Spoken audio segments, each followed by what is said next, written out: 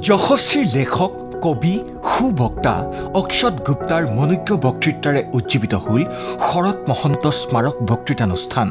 हर हिंदू और हर सनातनी को चादर और फादर से बचने की जरूरत है। বিশিষ্ট শিক্ষাবিদ শৰৎ মহন্তৰ সোঁৱৰণত এয়া শৰৎ মহন্ত ফাউণ্ডেশ্যনৰ সশ্ৰদ্ধ কাৰ্যসূচী।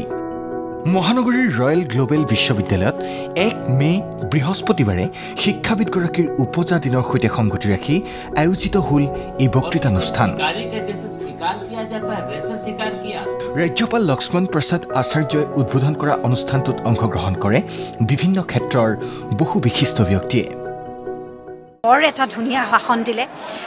তেখেতে আমাক বহুত কথা এনেকৈ ক'লে যে আমাক ভাবিবৰ কাৰণে অলমষ্ট ফ'ৰ্চ কৰি দিলে যে আমি যিবিলাক বস্তু ইমান দিনৰ পৰা সৰুৰে পৰা শুনি আহিছোঁ, আমাৰ লেংগুৱেজ যিটো আমি সৰুৰে পৰা ইউজ কৰি আহিছোঁ, পাৰ্টিকুলাৰলি যদিও তেওঁ হিন্দীত ভাষণটো দিলে, মষ্টলি অসমীয়া হিন্দী আৰু ইংলিছ মিলাই পেলাই যদিও ক'লে, মোৰ লাগিছে যে এই ভাষণটোৱে আমাৰ সকলোকে ফ'ৰ্চ কৰিছে যে আমি আমাৰ ল'ৰা ছোৱালীক কেনেকৈ ডাঙৰ কৰি আছোঁ, আমি কি শিকাইছোঁ, আমি লেংগুৱেজৰ কথা কেনেকৈ শিকাইছোঁ, আমি আমাৰ ৰিলিজনৰ কথা কেনেকৈ শিকাইছোঁ, আমি আমাৰ কালচাৰৰ কথা কেনেকৈ শিকাইছোঁ, আমি আমাৰ মহিলাৰ কথা কেনেকৈ শিকাইছোঁ, আমি কি শব্দ ইউজ কৰিছোঁ, সেইবিলাকে আমাৰ জীৱনবিলাক কেনেকৈ শ্বেপ কৰে।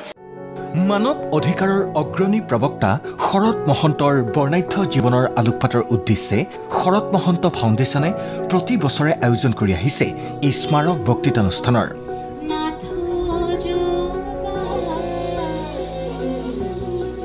2013 চনত শিক্ষাবিদগৰাকীৰ পৰলোকপ্ৰাপ্তিৰ পাছৰে পৰা গ্ৰহণ কৰি অহা এই পদক্ষেপে এইবেলি ভৰি দিছে 10ম বৰ্ষত।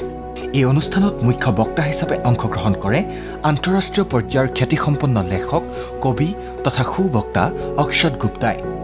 অনুপ্ৰেৰণামূলক বক্তব্যৰে উপস্থিত প্ৰতিজন দৰ্শকক শব্দৰ যাদুৰে মোহাবিষ্ট কৰি ৰাখিলে গীতিকাৰ হিচাপেও সুখ্যাত অক্ষত গুপ্তাই।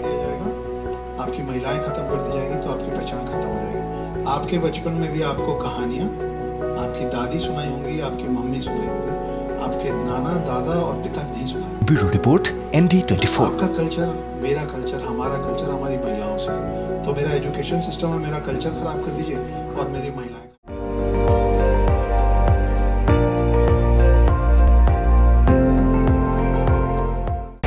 আপুনি চাই আছে ND24, সৰ্বশ্ৰেষ্ঠ নহয় সৰ্বোত্তমৰ দৌৰত।